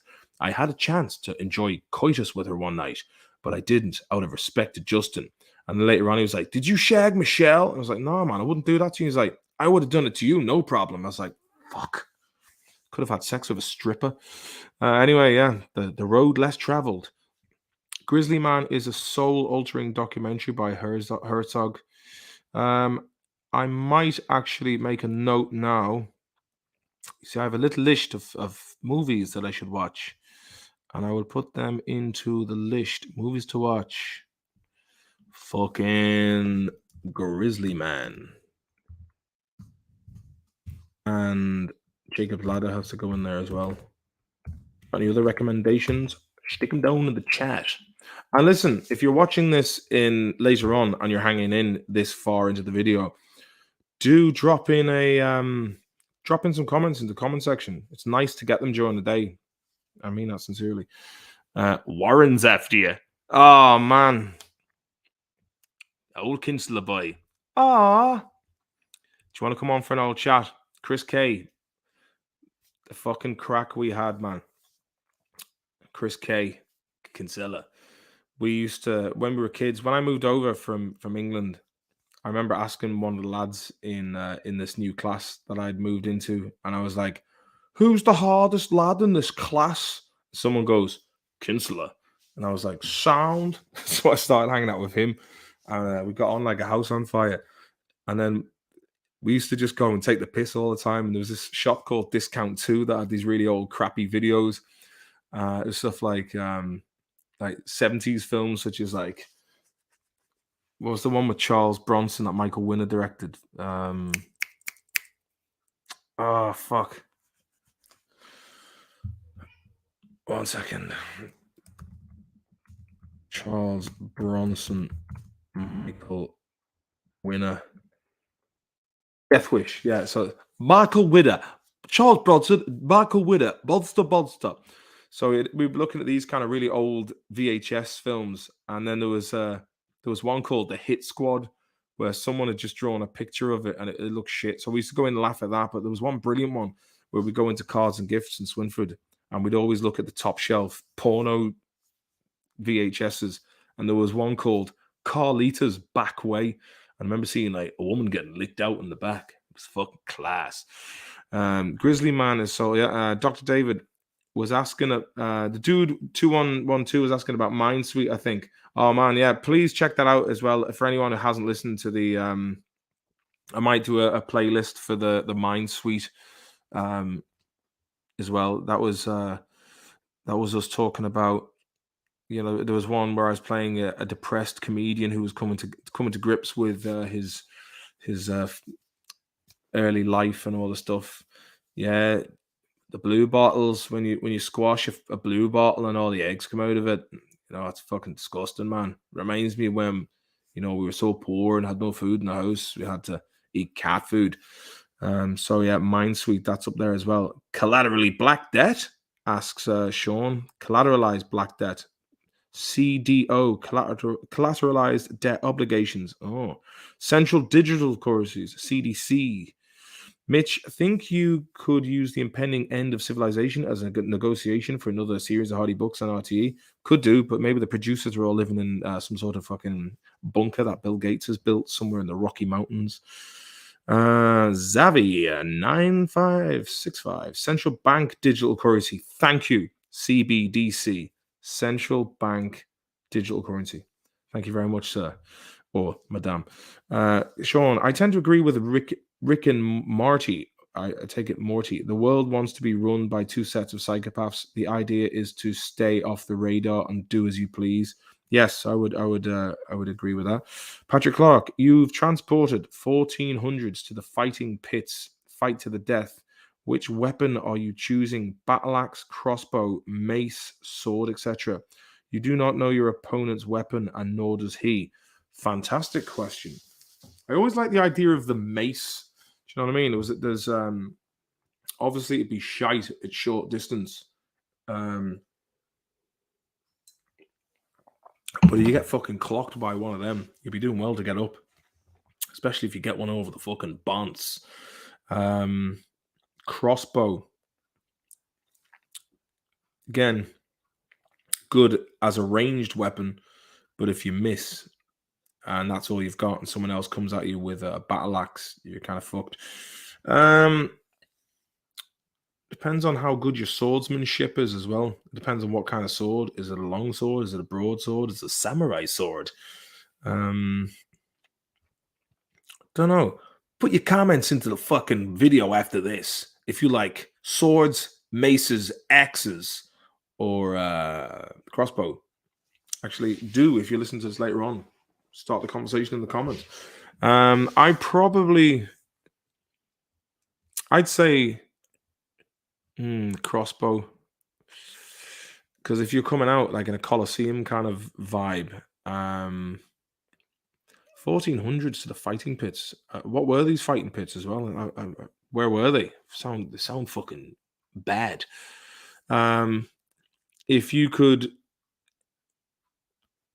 I'd say the crossbow as you come out, but then if you both got crossbows, it's kind of even. But like if you've brought like a battle axe or a sword, and then somebody shoots you with the crossbow, you'd be fucked, man. I mean, like, so you've seen films of someone get shot with an arrow and they're like, oh, and they keep fighting on. Yes, that could happen with the adrenaline and the shock, but you'd probably be like, fucking hell. I'd probably go for the battle axe if the other opponent didn't have a crossbow. I'd go for the battle axe. Paj Mahaj, Huxley said, if the first half of the 20th century was the era of technical engineers, the second half may well be the era of the social engineers, and perhaps the 21st century will be the era. Well, the social engineering is happening. You know, it is happening as soon as an event happens, everyone has the emojis in their fucking Twitter handles. You know, I think there's a certain amount of people who are impervious to, they just know the fucking con. And I saw a great meme of Einstein that said, "Smart motherfuckers sound like crazy motherfuckers to dumb motherfuckers," and I think you have to apply that to the general population, unfortunately. Um, collective unconsciousness stuff definitely, says Roshi Mac. All sorts of mad synchronicity shit's been Japo. Frankie Card, Martin, who's your favorite stand-up? I'm a big fan of Frankie Boyle, David Chappelle, and Bill Hicks. Frankie Boyle is a bit annoying because he's just appears on so many of those BBC Mock the Week kind of things, and I think he was a bit overexposed in my opinion. But who am I to fucking criticize? Dave Chappelle, very funny, and I like the way he pushes the boat out. And Bill Hicks was also someone who said, I mean, the job of a comedian is to be given that space to be able to take away the seriousness and the zealotry that goes along with something. And I think it's really important that the comedy does criticize things as recklessly as possible, and upset people. You know what I mean? Like some of these people who hold these sacred cows so dearly as part of their identity need to fucking be ridiculed, or need to at least experience that there are people out there that feel this way about them. I mean, it's a great way of diffusing tension, and that's the fact that comedy has become so sanitized lately is it's a kind of a sign of the times. And but I think that so many people have been cancelled, and the threat of being cancelled, that means, oh, I can't get this handy job on TV. For me, I haven't been on TV for a while, for years, so I kind of like where I'm at because like when I was on TV, I was always having to be guarded with my speech, whereas now I feel like, yeah, pandemic, a divorce, shit happens, and I live in another country, and for all intents and purposes, I'm back to where I was before the show started, but with the insights and knowledge that I had. And in many ways, I feel like, well, fucking cancel me. You're not gonna fucking do any worse than I'm going through at the moment. So, get fucked.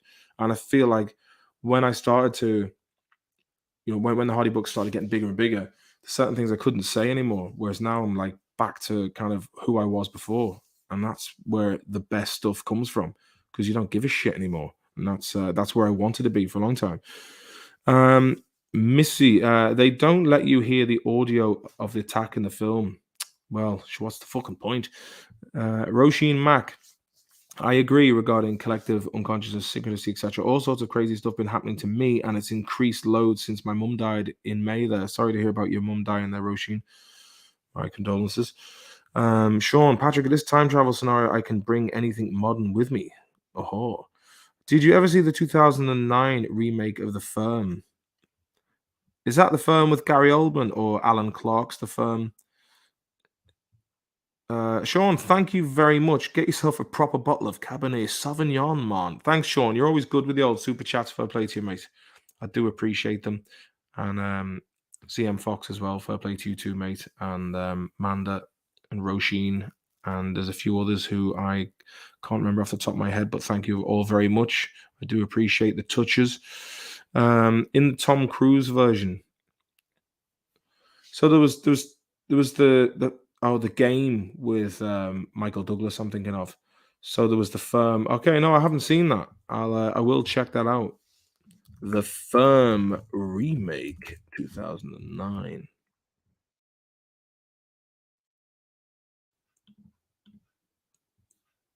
Who is in that? Football hooligans organize themselves into firms that represent their favorite team. Directors Nick Love. Was that the one? Um, yeah, okay, maybe it was the one with Alan Clark. Phil Mitchell was in that. Yeti! Gary Oldman. I don't know if you've listened to it. I was in the kitchen the other night, just like listening to the Hardy book, just to know which bits I've already covered. And there was I was laughing at myself where I was talking about. I had a dream I was fucking hanging out with playing drums in the band with Peter Andre and Gary Oldman. We're in a hotel. Peter Andre wasn't actually Peter Andre. It was just a fat lad who had a class six pack. I looked over at Gary Oldman, but he wasn't really Gary Oldman. He was more like a periodic table gas. It's like a purple vapor. He was like, "Well done, Eddie. Keep it going. Don't forget to hit those 12s on the hi-hats." I quite got a chuckle out of that myself, if I do say so myself. Bronson Death Wish, absolutely. Pierce Golding, how are you doing, Pierce? Sean, what would be your poor name?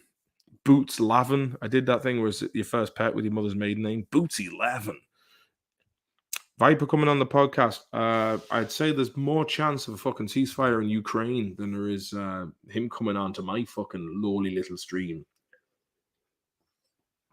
I spoke to him once in 3 years. No one hears from him. No one. Don't know what he's up to. Don't know what he's doing. Prodigious Pappy, out of curiosity, is RTE bad business now since the Ukraine job? Is it bad business now since the Ukraine job? Fuck knows, man. I don't know what's going on there. It's been bad business for years because they don't take any. I mean, they took a chance of us thanks to RT Drama, Ailish and Jane. Peace up, A-Town down. Respect to them for taking the chance on us, wild Mayo bastards.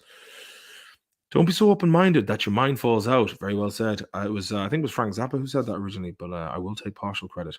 91 Vans. Are you doing any more Hardy fucks? I'd love to, mate. I'd love to, but we need to get the fucking money for it. You know what I mean? Because a lot of lads and the crew and the director, they won't come back unless they're furnished tenderly with sweet wedge. Brian M. Martin, I checked out your Uncle Eugene's IMDb page, and it said he was in a series called Black Fly in 2001, starring Colin McRae. What's the story there? First I've heard of it. Maybe there was another Eugene Maloney. Terry Heshticles. Are you much of a gamer? I was. I just haven't got the time lately. But I did enjoy playing Days Gone recently. But when I get a chance, I will get back into doing a bit of gaming. A mace, but a can of mace spray, says Wookie Boss, regarding the 1400s fight pit. Yeah, a can of mace, man. Good luck. Brian, going to Copenhagen next week. Saw you were there. Any good spots for a lush? I was only in the in like this hired out venue, but it looks like around the meatpacking district that's been converted into a kind of a nightclub, or like go there to start off with, man. There's loads of nightclubs and good crack to be had, but watch out because there was a couple of lads who were hanging out with who saw a woman who's just walking around with a hypodermic needle in her arm, like blood running out of it, and I saw loads of people just like chasing the dragon casually. Copenhagen's a kind of a weird one, man. It's like a cross between Stockholm and Amsterdam. It's got this really nice, beautiful architecture and fine buildings, and it feels very Scandinavian, but it has that kind of like undertones of edginess that you would get with Amsterdam. So check out the meatpacking district early on, and then just ask around and find out what the best places are. Stephen Grant, another movie suggestion: Six Shooter, shirt movie with Brendan Gleeson. Maybe I'll watch that. I remember meeting Brendan Gleeson once at the IFTAs, and I was asking how his son Breen was, and he was supposed to play my brother in the Hardy Bucks, and RT were like, "No, he looks so much like his dad, and he's in love-hate," and I just didn't think that they wanted to take away from his dramatic role in that, but he was really well up for it. And I met his dad then, and I was like, "How's Breen getting on?" He's like, "Yeah, he's very upset that you didn't put him in the show." And I was like, "It wasn't our fault." I was like, "Well, fuck you then if you're going to be like that." Bill Hicks was ahead of his time. Paj Mahaj, absolutely right. Stuart Lee's fucking sound, man. I saw he was trending on Twitter there recently, and there's a lot of these fucking civil servant softies that gravitate towards the concept of socialism, and they're all fucking they moan about everything. And one lad looked like he'd had multiple accounts talking about how Stuart Lee is now far right, and I'm like, what the fuck are you talking about? Stuart Lee being far right, and it's like I don't know what's wrong with these wankers, these ideologically fucking backward thinking bemoaners that just love fucking giving out. Like it was like some lad today on Twitter was saying to me, there was a bunch like in regards to a video on this thing called Dub's Life, which just shows loads of fighting and mad shit. There was a bunch of kids joyriding and being mad, and I just wrote like um the Ra would have dealt with them back in the day. I can't remember what I said. And then like some fucking, they're always skinny dudes, man. You know what I mean? And then they're always like they're always really right on fucking like lefties. And for the record, I always consider myself as being a classic lefty. You know what I mean? Like working class, whatnot. But these fucking these cunts, they're from wealthy backgrounds, and they want to be part of an identity because they're unremarkable. So they jump on board and they're aggrieved on behalf of other people that aren't asking for their fucking bleeding heart bullshit. Fucking, it's almost like, do you ever see when something that comes from the streets, whether it's like some sort of new form of rap or fucking spoken word or I don't know, some sort of new kind of art, and then you have all these like well-to-do fucking middle-class media lovies who jump all over it and are like, "Oh, this is so great! You want to hear it? They come from like the projects, really awesome." And it's almost like they like to have these little fucking pets. They're like, "Oh, you really creative. Good for you for getting out of the slums. Good for you." But like, they wouldn't hack being in that environment. You know what I mean? They're fucking hypocrites, man. So that was just me letting off some steam. Look at this lad, man. He's a big black cat. Look at him. He's like a proper big panther. Oh man, look at this guy, man. He's fantastic. So furry. He smells like kitchens. He's got a bit of grey hair in his ears, man. You're getting old like myself, yeah. Good boy. Sorry, I was just chatting shite to the cat there. Get a bit carried away. Lorcan Conway. Could you say hello to Lorcan Conway from Mayo Ballycroy? I see the Ballycroy boys are in. Lads, do me a favor, fucking subscribe, right? Ballycroy boys. And I'll look after you. George Carlin, Richard Pryor. Fantastic. Richard Pryor burnt his legs while trying to make crack, apparently, while in a wheelchair. That's dedication. Do you ever see that video of him where he's hanging out with, doing an interview about Blazing Saddles, I think, with Gene Wilder, and he's just off his fucking chops, man. I'm gonna see if I can. Let me see if I can find that. See if I can find that footage of Richard Pryor.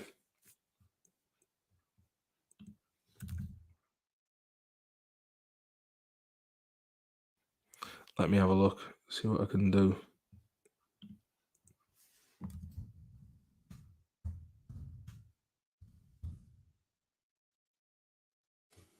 Richard Pryor interview gone wrong. This is the one.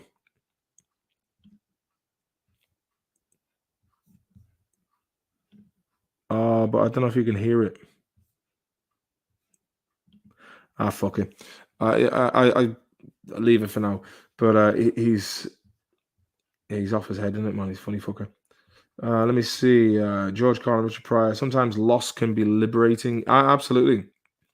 Because I remember seeing that in an episode of Oz where Augustus Hill was, he would always do like the lad in the wheelchair would always be talking about like, I mean, there was a lot of wisdom in that show. He'd be talking about how he would watch CNN and watch Fox, and then he'd put the two of them together and maybe find the truth in the middle. But he was talking about how the governor of the jail in Oz stood to lose everything. I think it was another guy actually. He was the guy who played Lester in The Wire, and he was some sort of crooked guy who lost everything. But like when like if you lose everything, as in your standing and whatnot, you start from the beginning, man, and it kind of like otherwise it's like a fucking snail. And I think sometimes you need to shed your skin. You need to, in want of a better expression, you need that distance and that time away from it all. Work-wise in Sweden, doing gigs and working as a chef. Chefing is the only place that'll take a fucking madman like me. It's frustrating for me because like First of all, people check out the show. If I'm going for like a proper job, HR will just look at what I've done. First of all, they look at that assault case that I was acquitted of, and then they think, all right, he's a mad fucker who's been, um, in a court case for fighting and whatnot. Then they could just listen to the Hardy Books podcast and have a scan through that, or watch this live stream, and then I'm fucking blackballed, man. So it's like, that's the truth. And the one thing I do well is anything within like entertainment. I fucking love it. That's what I like to do. But for some reason, it's like being stuck in Sweden is kind of like this really weird irony where I have a career in Ireland, but I can't get back to it. And the thing is, like, I'm here for the sake of the kids, and they come first. And a couple of years, I can get back into it when they're a bit older. But as it stands at the moment, I just don't have the fucking time to be traveling back and forth. That's just the way it is. So it's kind of a bit of a fucking catch-22 at the moment. The Firm 2009 with Peaky Blinder, Paul Anderson. Dave, any idea why some Aegis burned the Hardy Books house? I don't know, but I heard it was people from Cork had come up and they had a barbecue. I'd say basically some fucking idiots decided to go too far with a bit of crack. And in many ways, I remember reading a book called Freakonomics a couple of years ago, and they were talking about when Rudy Giuliani was mayor of New York, his police chief had a thing called the broken window policy, which was if there was an area with derelict buildings and someone had thrown a stone through a window, they would send someone in there immediately to patch up the window, even though there was no one in there, because as soon as you leave something open with signs of dereliction, you're inviting more dereliction and vandalism. So I think so many people kept coming into the place. It was a very remote part of the community, and there was no one really there to oversee it, unfortunately. And it's completely fucking gutted, and it's very upsetting, especially when you look at the show. And in series 3, it was really well kept, especially, and just a fucking proper functional house burned to the ground and vandalized by cocksuckers. They're getting all look for it. Francis Higgins streams are gas and furnace. Mad that he doesn't be in touch. Look, who knows, man? Smoked too much of this in this fucking time. Drove him paranoid. Paj Mahaj. Yeah, I thought it was a good example of a remake. Well done. William Butler, 1990. There's a touch for you, man. Thank you very much, William Butler, if that is in fact your name. Jesus, man, Copenhagen sounds gnarly enough. Appreciate the tip, Sham. I'll enjoy it, man. Sean O'Riordan, thank you very much, sir. You're a good lad. Fair play. For the 20 euro super chat. Thank you. Have you seen The Third Man or Orson Welles? What a great movie. Great script, acting, and soundtrack. I went on a classic movie binge during the lockdowns. Perhaps I wished for better times. Hope you're good, man. Have a bottle of wine on me. Thanks, Sean, mate. That's very kind of you. I will put that into my list, The Third Man. Yeah, I think it's there's a lot of really good films. Gary Cooper, the strong silent tape, as Tony Soprano would say. Dr. David, I think there's an important distinction to make between comedy, which may be dark but has some heart in it, versus the kind of bigoted shite that Jim Davidson, etc. do. Yeah, and look, and even regarding Jim Davidson, as much as we might think it's, uncouth, crass, and shite generally, he has an audience for that. Chubby Brown has an audience. There are certain people who gravitate to that kind of. It's horses for courses, and I think that variation needs to exist for that mindset. And I guess those kind of people have that comedy itch that needs to be scratched. But my old man's racist. He wears a racist cap in regards to Jim Davidson. Roshin Mack, it's like your character in the show who comes back to town and is fundraising for Tibet or somewhere. Who you man, Reese or Rama? Yeah, let's come back here. Yeah, free Tibet, man. It's like that was one of my favorite episodes. That last one of the YouTube series of the Storyland. It was fucking solid, man. Kevin E. Moore and Any Hash. There's Kevin Ian Moran. You might remember him from being up in the woods going, Eddie Hash. And then also later on, when he grew up and got older, he was the lad who played Johnny Shits, who Stateside had dropped off the drone spliff to. Kevin Ian, good to fucking have you on the stream, bucko. Word is Richard Pryor and Marlon Brando made love. Who fucking knows, man? Stay green, Pony Boy. Yo, from Arizona, AZ. Diamondbacks. Where Richard Pryor was being interviewed in that video. No way. Fucking hell, yeah. Where he's just doing this at one stage going. And there's an old guy who comes in. He says something like, yo, man, I'll suck your dick, man.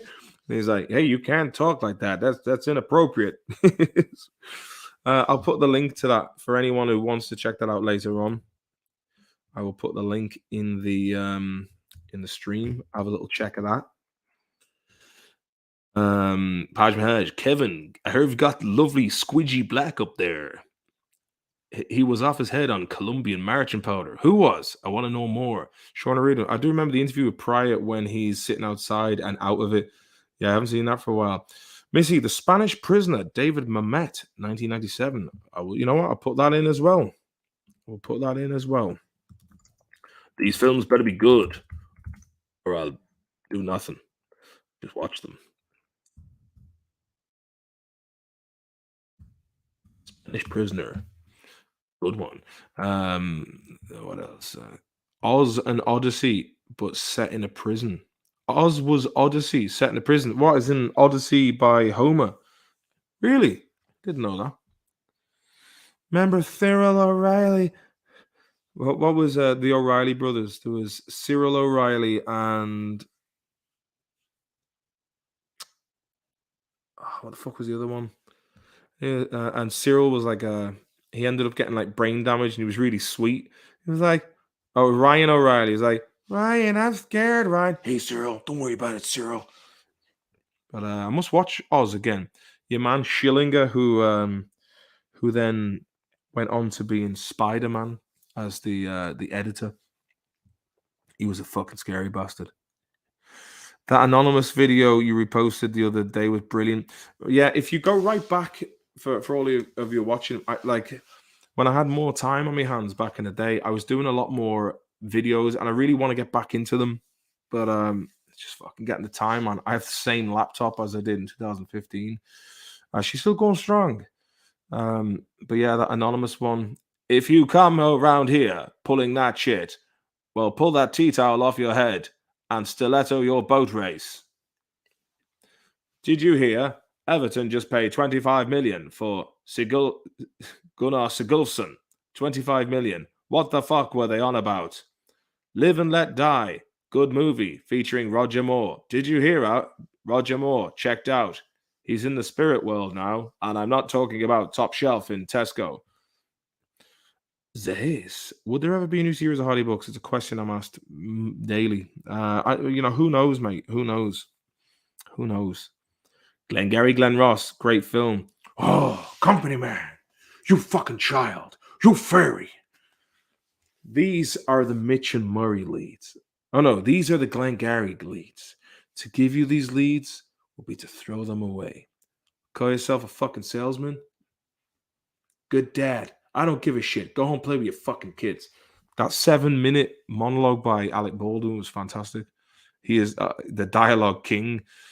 I recently saw a Chicago article comparing Chicago shootings to the number of bombings in Sweden. Fucking hell, man. How many bombings are supposed to be going on over here?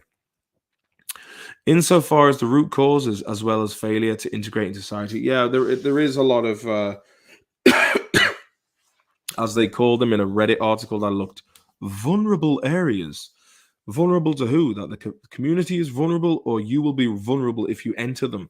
There's a lot of this like soft-handed, descriptive language used when it comes to talking about areas that are not indigenously Swedish.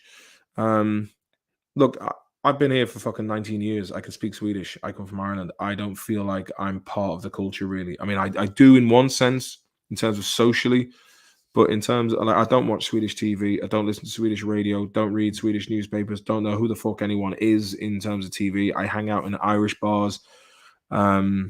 Most of my like Swedish friends who I seen years ago, they've all kind of moved out of Stockholm, and I don't really see them that often. So like, I don't really feel like I have successfully integrated in Sweden after all these years, to be honest with you. Um, so I can imagine if you come from somewhere, Somalia, Bangladesh, like I know Bangladeshi guys, and everyone just kind of like the Swedes are they're very private people by nature. I mean, I think it's a Scandinavian thing that came from just long, cold winters, and it's very difficult to get to know Swedish people. And once you do, you're golden with them. But like, if you go into a bar and it's just full of Swedish people, it's very you can't like in Ireland. You go and you'll fucking chat to someone in the smoking area and you'll have great crack, and then you'll like make friends that you'll be in touch with, you know, for life. Whereas here in Stockholm, it's very difficult to kind of start a conversation with people in a Swedish bar. If you do it in an Irish bar, it's kind of a different thing. They're expecting a bit of chat. And that's not me shitting on the Swedes, but in terms of like they stick to their own, and work wise, it's like it's all who you know, and it's very difficult to get yourself into unless you come here and you've done it outside Sweden. It's a different story. Have you come across a comedian, an Aussie comedian, a comedian called Steve Hughes? He spoke out a lot, top bloke. War on terror. How can you have a war on terror? That's a word. A war on terror. Oh, there's terror over there. I need to go there. Steve Hughes, man, he's very good. He's good. How's SimCard getting on us? Fonan. Don't know. Haven't heard from him for a good while. Shorts and clips. My Irish friend from Wicklow got me watching Hardy Books. I love the show. I'm from Baltimore in Maryland. I actually met I met two people from Baltimore last week, actually, in Maryland. Spider bags. Shorts and clips. I hope you've subscribed, and anyone else who's watching who hasn't subscribed, fucking subscribe. And if you have friends that will indeed enjoy this live stream and this channel, fucking bring them in, man. I have to crack with them in the chat. You know what I mean? Oh. Pat J. Ricketts. Newfoundland is here. Well, one of us, anyways. Go lad, Pat. J.K. Simmons. Nova Scotia, but Newfoundland closer, maybe worse. Yeah, I tell you, it gets cold up there. And the mad thing is, because Newfoundland, like when you look at the map of the world, and you have like Ireland is up here, it's still higher up in the longitude than Canada is, and the Gulf Stream is what kind of keeps the north of Europe warm in comparison to Canada, because Canada's fucking freezing and it's way further down. So you still have great white sharks off the coast of Newfoundland, which really intrigued me. Stateside wants another series, says Kevin E. Moran. How do you mean?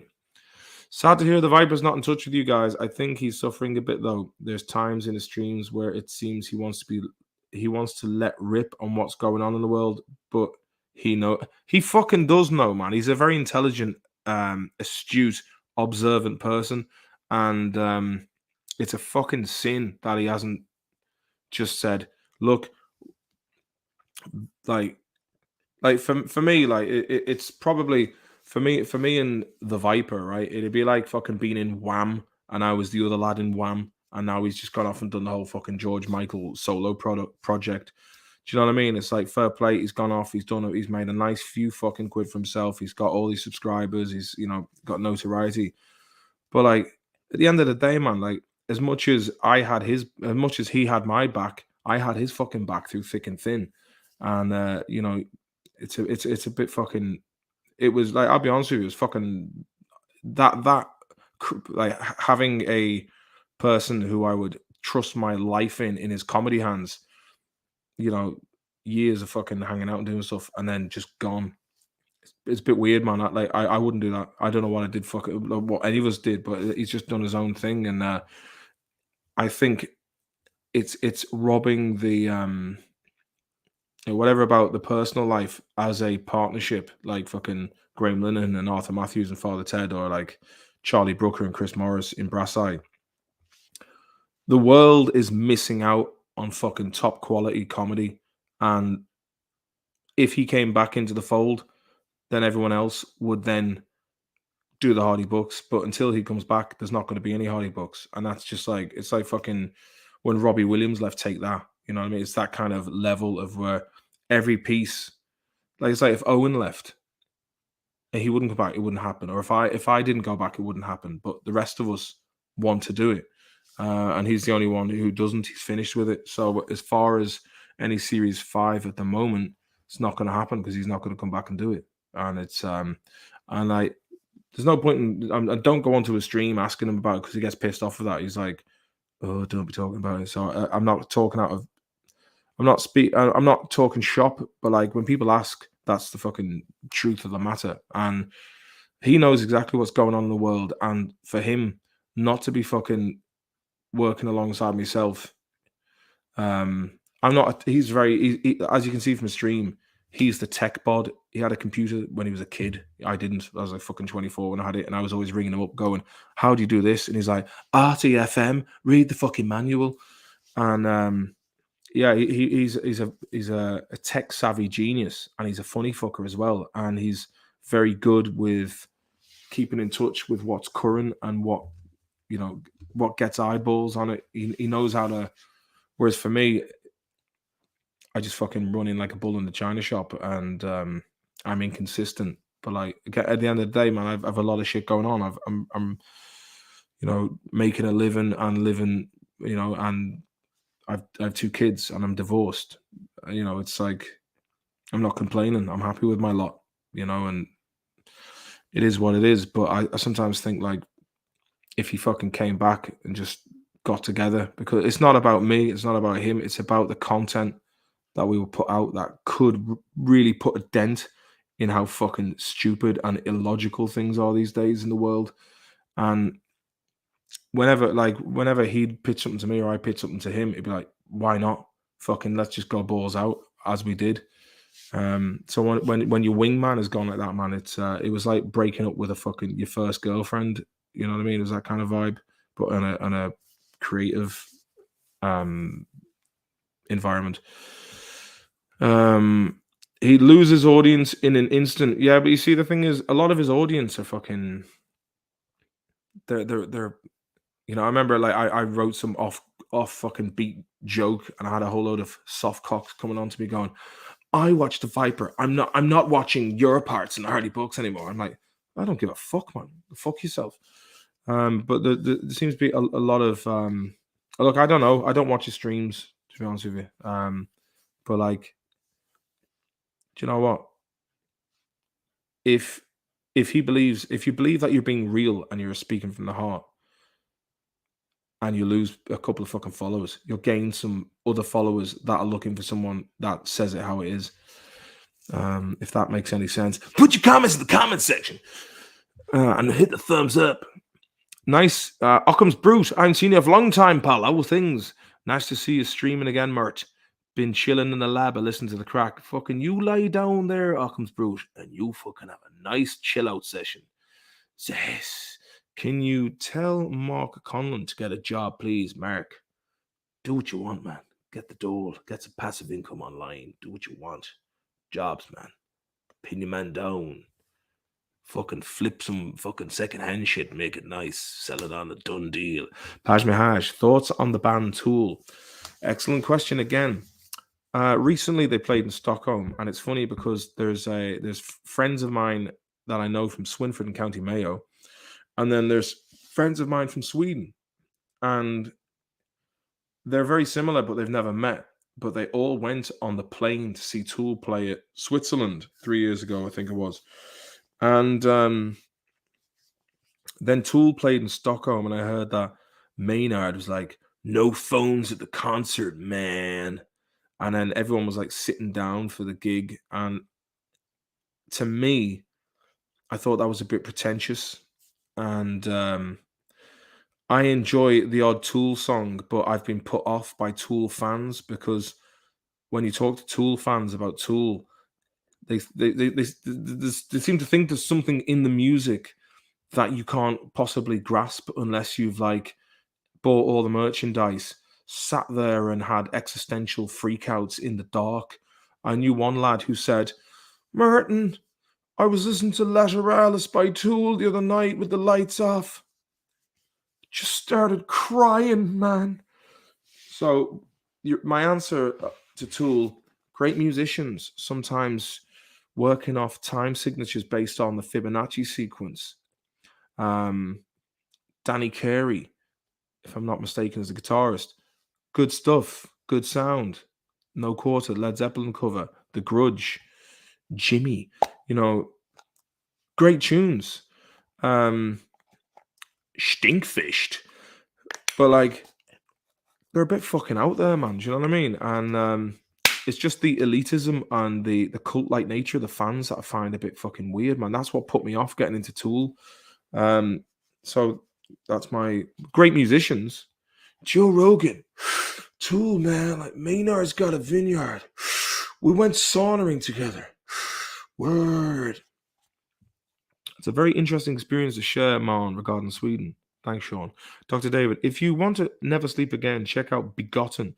It was never officially released, but someone has uploaded a copy to YouTube. Let me check out what this Begotten is you think you speak of. Begotten film series. Okay, Begotten is, it says here.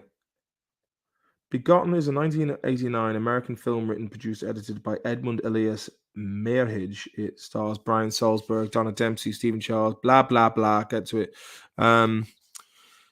Theatre of material. The film contains no dialogue and employs a style similar in some ways to the early silent films. Its enigmatic plot, drawn from elements of various creation myths, opens with the suicide of a godlike figure and the births of Mother Earth and the Son of Earth, who set out on a journey of death and rebirth and barren landscape. According to the art historian Scott McDonald, the film's allegorical qualities and purposeful ambiguity invite multiple interpretations. Begotten was first conceived as an experimental theatre piece with dance and live musical accompaniment, but Merhige switched to film after deciding that this vision would be too expensive to achieve as a production for live audiences. Antonin Artaud, the philosopher Friedrich Nietzsche, were major influences on Begotten, as Merhige believed their ideas and theories had not been explored in film to their full extent. The film's visual style was inspired by Georges Franju's documentary short Blood of the Beasts, Akira Kurosawa's Seven Samurai, Stan Brakhaga's The Act of Seeing with One's Own Eyes, and the German expressionist film The Cabinet of Dr. Caligari. Begotten was shot on a location of New York and New Jersey over a period generally thought to have been 3.5 years, although in an interview, Meiji said that the filming only took 5.5 months. Okay, I'll give that a fucking look there, Dr. David, but please don't be giving me nightmares, mate. Kevin Moore, and when are you coming back to put a few hours in on the bug? Cat is a beauty, thanks very much. What is the glass chalice, Maloney? What's in it? A bit of wine. High on the wine of wrath, grapes of wrath. Johnny Sideways, how are you doing, lad? Black Mamba, come on, man, how's she cutting? Fame changes a person in strange ways. No, yeah, it does, man. I've I have to concede the fact that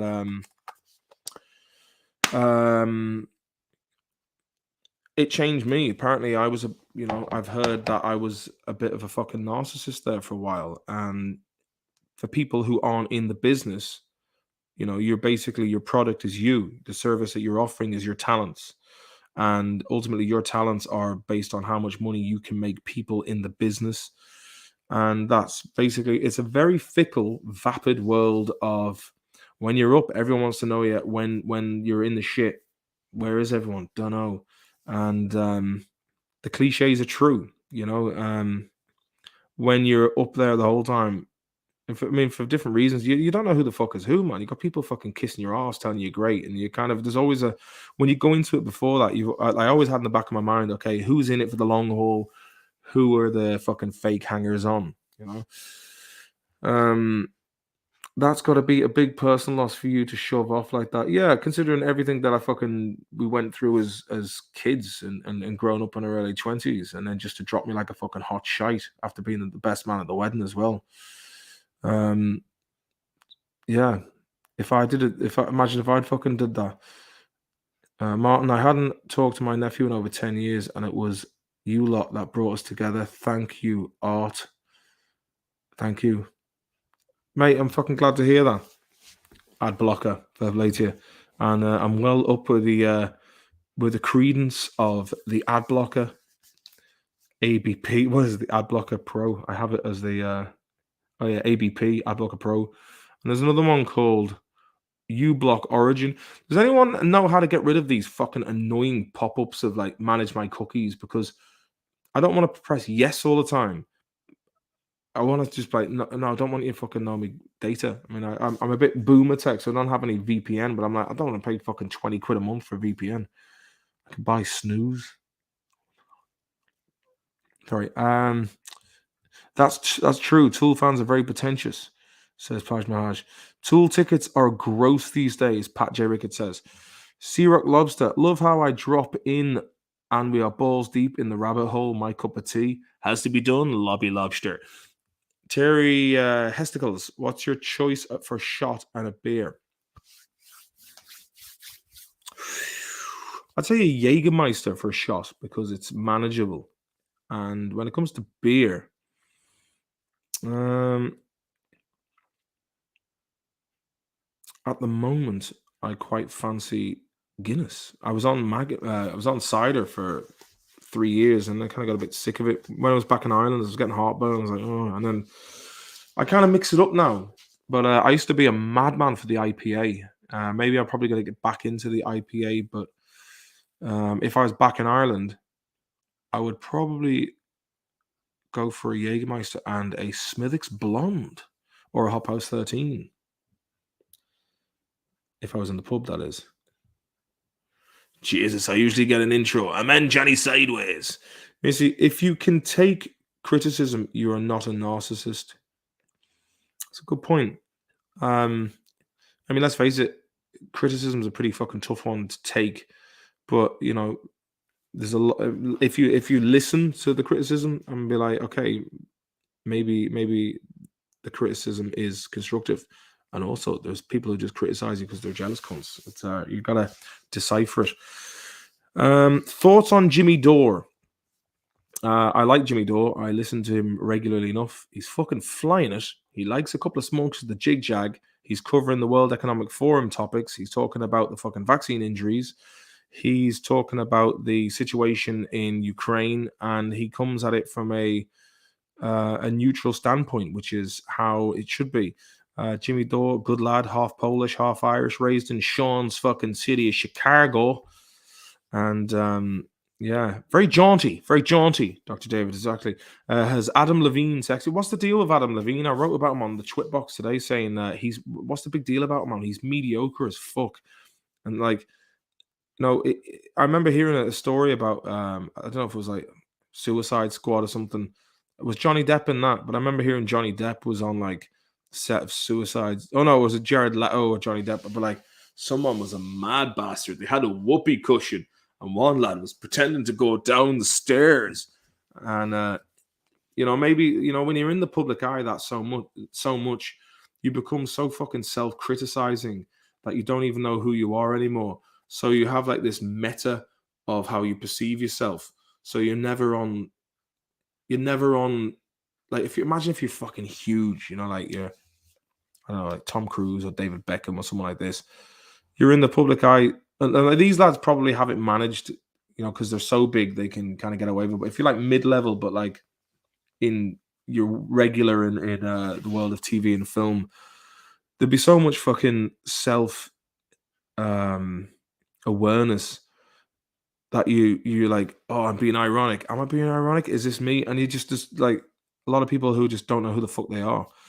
And Adam Levine, when he wrote that message, your body is absurd. It's like, fucking hell, man. That was some weak shit. That was. Very jaunty. Levine has too many tattoos to bother with, says Missy. You all good, my GPHS44, my man. Bajim what do you think will define Generation Z?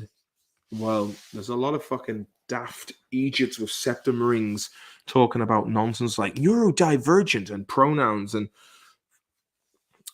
to them it feels very real because they've been raised in that, and I think it's symptomatic of just splitting hairs, because I think that you've got these college professors who they're just making shit up, and then it becomes canonized and then regurgitated through lesser colleges. And it usually starts in the States in Ivy League schools where there's nothing left to explore. So they're just now making shit up. And I do know a lot of this bollocks, this gender theory shite comes from Alfred Kinsey. And a lot of the people at the time, these social scientists, were fucking pedophiles, basically, and wrongins. And they were using the sexual research as a way to basically have their way and do perverted shite. So I think there needs to be a big fucking cleanup job in the West. There's a lot of damage being done to young people. That's one side of the Generation Z. I think also there's so much information at the fingertips of Generation Z that they will, if their attention is focused in the right direction, they will come on leaps and bounds in terms of knowledge and um, information, and if they can navigate their way successfully through that, I think there's going to be a split within that generation. There's going to be those who go to college and question what is being fed to them in school and college and pop culture and entertainment, and not really quite understand that what they're being told isn't often is the case complete horse shite. And then you're probably going to have a lot of Generation Z people or Z people who are going to turn towards trades and skilled crafts and just basically, unplug from what's being kind of shoved down their throats. Good question, all the same. I'm good, thanks. PHS44. Shawnee says being bad at chat up lines shouldn't be a hanging offence. No, not at all. And like, look, at the end of the day, that was yeah, sure. If he was fucking married or had a girlfriend and he was having an affair, that's his fucking business. That's her business. And to be leaking screenshots, what's that of anyone's concern? Like who gives a fuck? Do you know what I mean? It's like, if that, like, that's a conversation between two people, and I don't know why it's even a fucking thing. It's a fucking storm in a teacup. It will be yesterday's news by today. Is that seafood and Levy? Yeah, seafood. But we're approaching the 2 hours mark, ladies and gentlemen. I have to say, this has been a really nice catch up with everybody. It's been a long time since I've been able to just be comfortable enough, sit down and have a good fucking chat with you all. It's been really nice hanging out with you, and I hope that you have enjoyed listening to this yourself. Okay, I'm gonna just address Dr. David's last one. Generation Z are under an incredible amount of pressure that we'd probably struggle to understand. Virtually every second of their lives is documented and compared to others on Instagram. Fantastic point there, David. Fantastic point. I mean, I can only imagine teenagers are already very self-conscious, but this really amplifies it. Yeah, do you know what? I can only imagine, like, you do something fucking stupid. Like there was a girl on Twitter today saying, uh, "Would you?" Oh, it was something along the lines of, "Would you go out with someone who has an OnlyFans account? She can buy you a PlayStation 5 for Christmas." And I was like, "Okay, you're probably in your early 20s. What happens then when you decide to have kids and settle down, and then you're like dropping your children off to school?" Because I mean, this is the kind of thing. A lot of stuff I've done in Hardy Books and things I've done in the past, your past catches up with you. And later on in life, the person you are in your early 20s is a very different person to who you are in your late 30s. And there's essentially, like, and I'm not knocking it. That look, these girls who are doing OnlyFans and whatnot, they're young and they're good looking and they're using the assets that they have. But essentially, it's fucking digital prostitution. And the parallels of what things were like in Germany before World War II, the fucking Weimar Republic and hyperinflation, the signs are there for those who know their history. And what morality do we have left in the States or these days when you have young women who are basically resorting to shoving fucking dildos up their ass in front of lads who are pulling themselves off while throwing money at them. You know, it's only cans, Mike J, only cans, and it's it's really unfortunate, and like again, I was having a conversation with Dr. David earlier on about thanks to Kissinger and people like that who sold all of our Kissinger and his companies, these big corporations, downsized manufacturing in the West, sent it over to the Far East, used cheap labor, and then marked up the price of that cheap labor to us as consumers in the West, and they they've eroded our purpose and our jobs. And I think, like, when you hear about the TikTok, how damaging that is for young people in China, kids are only allowed 40 minutes of TikTok, and it's all educational and fucking self help or build, self sufficiency and to make them strong. Whereas in the West, it's fucking daft shite, man. Do you know what I mean? It's a fucking waste of time. OnlyFans, fucking Instagram, TikTok. It's just fucking lad baby. It's just everyday narcissists. We have narcissists in Hollywood who made it big, and then you got like these people who are making a nice living for themselves, just fucking taking pictures themselves. It's more power to them. But like, Baj Mahaj, morals and values are down the shitter. Like, here's the thing: if I was in my early 20s, late teens now in this world, I'd be fucking grabbing it with two hands, and I would be fucking around, and I would be living life, as One Direction would say, let's go crazy, crazy, crazy till the sun comes up. Let's live while we're young. This kind of stuff. I would have been fucking doing all the daft shit, because I was like, when Jackass came out, I was like, oh, I want to be in Jackass. I would have done that, and I got to TV. I wanted to be in TV because I was watching TV, and I was like, TV, that's something I can do, and I did it, got into it. And nowadays, man, I'd be a fucking mess. TikTok is a surveillance tool, says Mikey J. Gee, it's all about the next hit of dopamine on the TikTok. Yeah, man, big time. I was told that if you're making a video, you've got to get their attention in the length of a thumb. That's how fucked up people's attention spans are. This is long form content. I don't do short form content. You'll rarely see me do short videos. I don't know what to do. I feel like a dick when I do it, but like, I like to have a conversation. And this is like, basically, I do a lot. I do share a lot of my private opinions and what's going on in life. And sometimes I'm like, fuck, maybe I'm oversharing, but at the same time, I'm fucking real, and I wear my heart on my sleeve, and sometimes too fucking real for the shit of the. It's like, I was having a conversation with a friend of mine from Belfast the other day. He was talking about Billy Connolly. How Billy Connolly just get up and he'd do a comedy show, and each show was different. Whereas booking agents want you to do the same show every night so you can market that. And everything is down to fucking business, man. It's like when we were working on TV, I realized that you would have to write a cliff and a hook. The cliff at the end of the ad, at the beginning of the ad break, and the hook, and you're thinking, oh, that's just to keep people from not watching something else when the ads come on. No, it was about basically keeping eyes on the advert breaks during the show, and that was really fucking disillusioning for me. It's basically everything is a business model, and it's all about getting money.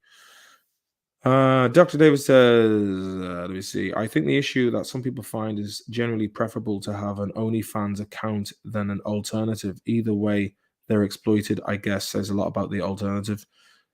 I think the issue is that some people find it generally preferable to have an OnlyFans account than the alternative. Either way, they're exploited, I guess, says a lot about the alternative. Well, whoever owns OnlyFans is one rich fucking billionaire now, I'd say. People in their 20s are supposed to be dumb. It's how you learn. Yeah, of course. Nobody smart was ever dumb. Good point, Missy. Thank you for your contributions on the stream. The Shield of Ballycastle. Shorts are easy for shorter videos. Yeah, and I get it, man. I should be doing more short videos, but again, a video could take me, my workflow on editing.